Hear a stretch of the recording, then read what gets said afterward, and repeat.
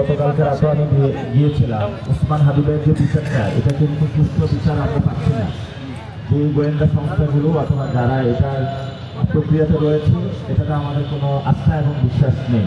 তো গতকালকে ওনারা যমুনার সামনে গিয়েছিলেন, সে আন্দোলনে আমি পার্সোনালি গিয়ে সংহতি জানিয়েছি যে এটা একটি আন্তর্জাতিক তদন্তের মধ্যে দিয়ে যেতে হবে এবং সাথে সাথে বাংলাদেশের যতগুলো বাহিনী রয়েছে তাদের সমন্বয়ে অথবা একটা ইন্ডিপেন্ডেন্ট বডি দিয়ে একটি কমিশন গঠন করতে হবে, যে কমিশনের একটা রিপোর্ট আসবে যে সংস্থাগুলো তদন্ত করছে সেইটা আসলে ঠিক আছে কিনা, এবং আন্তর্জাতিক প্রেশারও ক্রিয়েট করতে হবে। কিন্তু ওসমান হাবিবের বিচারের কথা বলে আজকে ৫৫তম দিন দিয়েছে, এই পর্যন্ত সরকারের কাছ থেকে আমরা কোনো ব্যবস্থা দেখি নাই।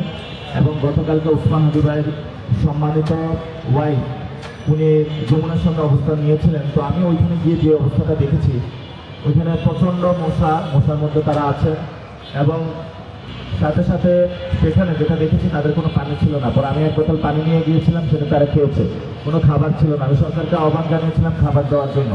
একটু আগে আমি স্ট্যাটাসের মাধ্যমে জানলাম যে জাবের হলো গুলিবদ্ধ, ইনকিলাব মঞ্চের সম্মানিত সদস্য সচিব জাবের গুলিবদ্ধ, ঝুমা এবং শান্তকে ভোট দিয়ে লাথি দেওয়া হয়েছে। আমরা এই প্রোগ্রাম থেকে যে ধিক্কার জানাচ্ছি, আমরা বলছি আমাদের উপরে যত জুলুম হবে, প্রত্যেকটা জুলুমের ইঞ্চি ইঞ্চি প্রতি সেকেন্ড আমরা কড়া ঘন্টা ইনশাআল্লাহ বাংলাদেশ থেকে বুঝে নেব।